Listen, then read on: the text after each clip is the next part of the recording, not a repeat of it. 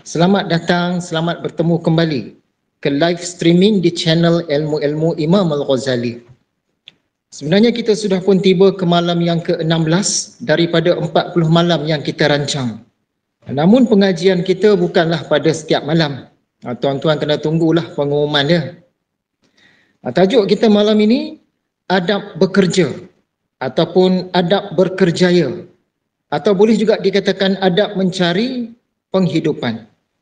Kebetulan hari ini umumnya orang-orang di Malaysia ramai yang cuti, esok baru mula bekerja. Jadi kita teruskan kepada bacaan. Adab bekerja. Fadilat berusaha mencari penghidupan. Allah memang menyuruh kita berusaha mencari kehidupan dunia. Malahan Allah suka. Firman-Nya, وَجَعَلْنَا النَّهَارَ مَعَاشًا, dan kami jadikan siang untuk kamu mencari penghidupan. Surah An-Naba ayat 11.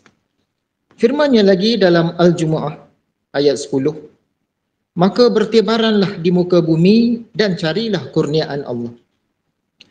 Ayat ini menunjukkan perintah daripada Allah. Allah suruh, kitalah yang menyambut perintah Allah ini. Allah suruh, kita sambut, dia sukalah. Nabi Muhammad SAW juga sangat suka jika kita berusaha mencari penghidupan.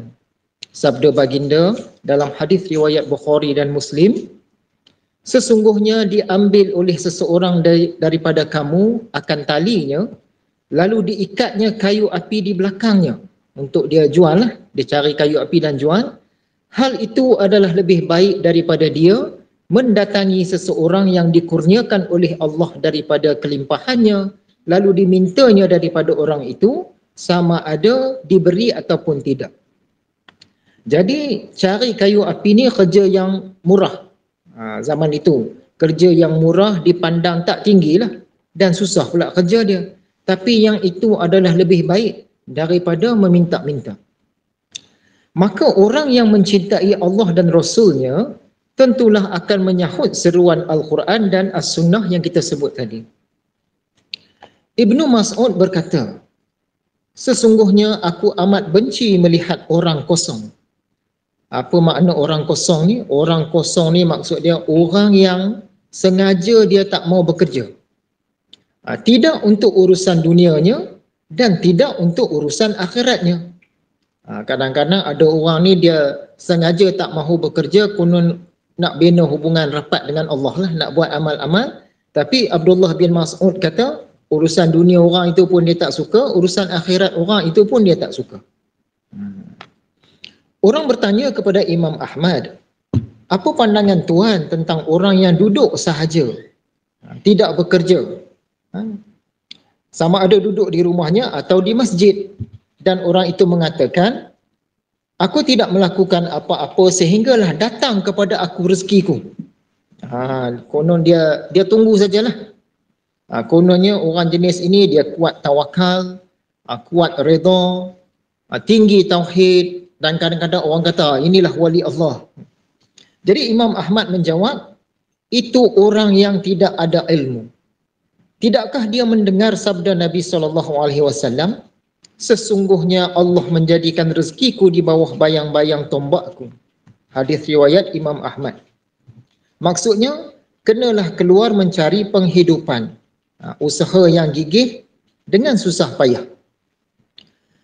Abu Khallabah berkata kepada seorang lelaki, sesungguhnya aku lebih suka melihat engkau mencari penghidupan daripada melihat engkau di sudut masjid.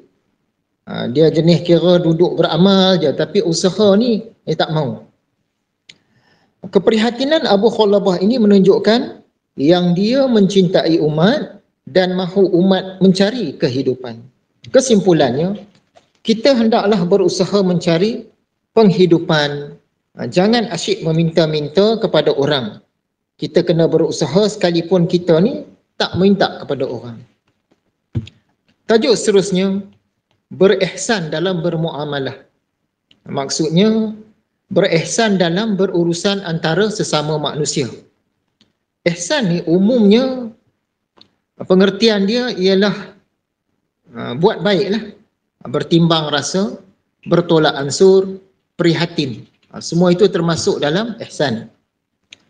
Firman Allah, berbuat baiklah sebagaimana Allah berbuat baik kepada engkau. Al-Qasas 77.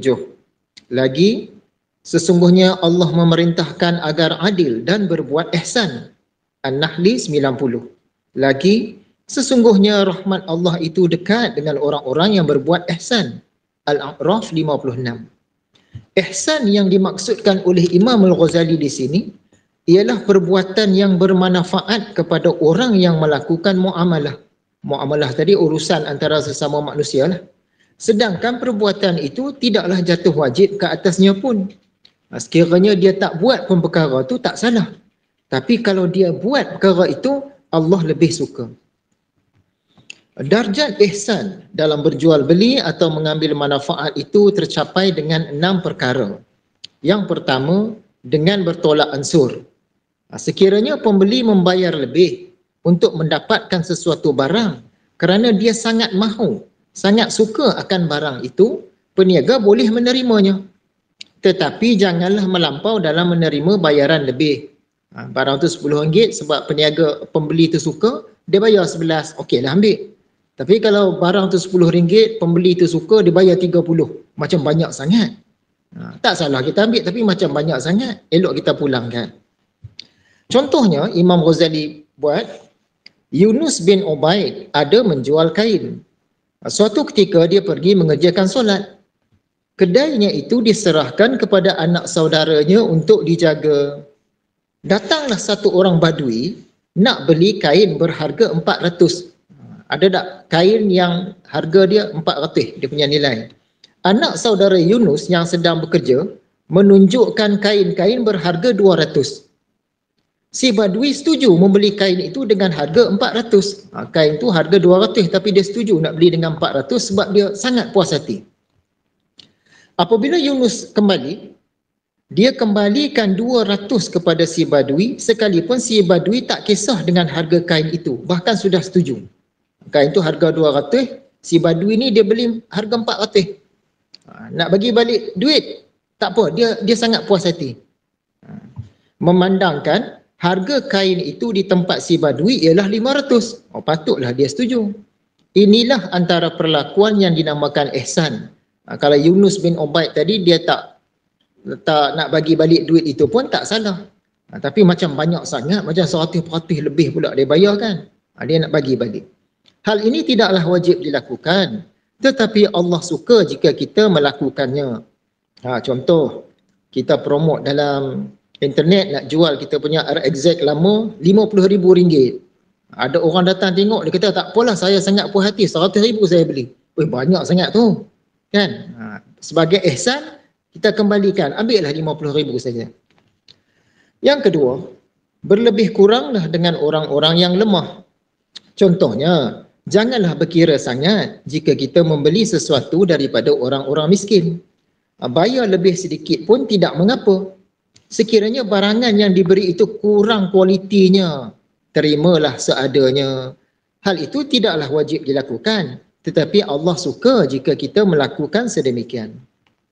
Yang ketiga, sekiranya mampu, sesekali izinkanlah orang berhutang. Kalau mampu, kalau tak mampu, elakkan. Sesekali, izinkanlah penangguhan bayaran hutang. Sebab ihsan. Dan sesekali, kurangkanlah jumlah bayaran hutang itu. Hal ini tidaklah wajib dilakukan, tetapi Allah suka jika kita melakukannya. Yang keempat, sekiranya kita berhutang, berusahalah untuk memudahkan pembayarannya. Segerakan bayarannya. Jika lebih awal, lebih bagus. Biarlah kita yang pergi menghadap si pemberi hutang, bukannya menunggu si pemberi hutang terpaksa mencari-cari kita.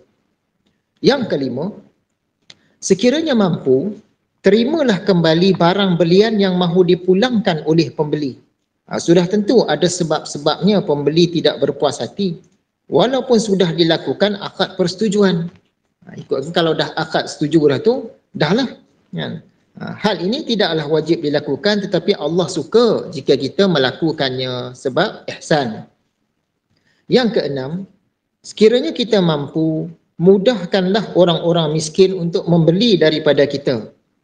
Contohnya, ambillah dulu, nanti dah ada duit baru bayar, sekiranya kita mampu, sebab ihsan. Contohnya lagi, encik boleh bayar sekarang, tetapi jika encik belum mampu membayarnya, halal bagi encik untuk memakan benda ini. Encik boleh bayar kemudian pada bila-bila masa. Sebab ihsan. Hal ini tidaklah wajib, tetapi Allah suka jika kita melakukannya. Dan tajuk yang terakhir untuk malam ini, adab-adab seorang pengusaha atau peniaga atau pekerja. Sesungguhnya akan sempurnalah kasih sayang seseorang pekerja itu kepada agamanya dengan 7 perkara. Apa sahaja urusan hidup kita ni, dia tetap tak terlepas daripada agama. Yang pertama, betul niatnya dalam perniagaan atau pekerjaan itu. Dalam kerjaya kita lah. Kita berniat untuk memelihara diri daripada kena meminta-minta kepada orang lain. Kita hendak mengelakkan daripada bergantung harap kepada orang lain. Kita tidak berniat untuk menggunakan jalan yang salah di sisi agama dalam perniagaan atau kerjaya kita itu. Kita juga berniat untuk melaksanakan amar makruf dan nahi mungkar dalam persekitaran perniagaan atau pekerjaannya itu, kata Imam Al-Ghazali. Itu tanda kita mencintai diri sendiri dan umat. Tapi itulah kadang-kadang selalu juga kita nak amar makruf ni agak mudah sikit. Nak nahi mungkar dalam ruang kerjaya kita ni susah. Sebab tentangan tu kuat. Yang kedua, tujuan berniaga atau bekerja itu adalah untuk menegakkan salah satu daripada fardu kifayah. Sekiranya tak ada perusahaan atau perniagaan, susahlah kehidupan dan binasalah sebahagian manusia. Semua ahli masyarakat sebenarnya sedang saling tolong-menolong mengikut bidang masing-masing untuk menyelesaikan keperluan umat. Ini antara petanda mencintai ummah. Kita di satu-satu tempat tu dia kena ada kedai runcit, kena ada pasar, kena ada orang buka bengkel kereta, motor, basikal dan sebagainya, kena ada petani, kena ada pemburu atau nelayan, kena ada penternak, kena ada tukang jahit. Semua tu kira fardu kifayah lah, saling tolong-menolong. Yang ketiga, pengusaha, peniaga atau pekerja itu tidak meninggalkan amalan-amalan yang fardu dan wajib. Yang keempat, hendaklah selalu berzikrullah sepanjang bekerja itu. Berzikrullah dalam keadaan ramai orang sekeliling lupa akan zikrullah adalah lebih utama. Berzikrullah ni maksudnya ingat akan Allah lah. Dia tak semestinya dengan berlafaz di mulut atau berlafaz di akal atau berlafaz di qalbu. Kita sedang ingat Allah tu, zikrullah lah tu. Kalau dapat ditambah lagi dengan lafaz, lagilah bagus. Yang kelima, jangan habiskan terlalu banyak masa dalam perniagaan dan pekerjaan dan kerjaya kita lah. Sekiranya kita sudah mendapat keuntungan atau pulangan yang sepatutnya, jangan tamak dengan keuntungan sebab orang lain pun nak juga. Yang keenam, jangan lakukan hal-hal yang salah di sisi agama. Bahkan hal-hal yang syubhat mestilah dielakkan. Dan yang ketujuh, hendaklah kita bersedia untuk bertanggungjawab kepada Allah pada hari akhirat nanti terhadap segala urusan perniagaan atau kerjaya kita. Jika di sepanjang kerjaya kita ini kita berurusan dengan 10,000 orang, sedarlah bahawa setiap urusan itu akan diminta pertanggungjawabannya di akhirat nanti. Itulah malam ini agak ringkas, pendek saja perkongsian kita. Sebagai kesimpulannya, bolehlah kita katakan Allah Subhanahu Wa Taala sangat suka orang yang berusaha. Apatah lagi orang yang berusaha pada level gigih. Termasuklah dalam hal bekerja atau berkerjaya ini. Jadi kita hendaklah berdoa dan berusaha agar kita termasuk dalam kalangan orang-orang yang berusaha gigih. Dan kita kena faham, berdoa dan berusaha ini tidak bertentangan dengan tawakal.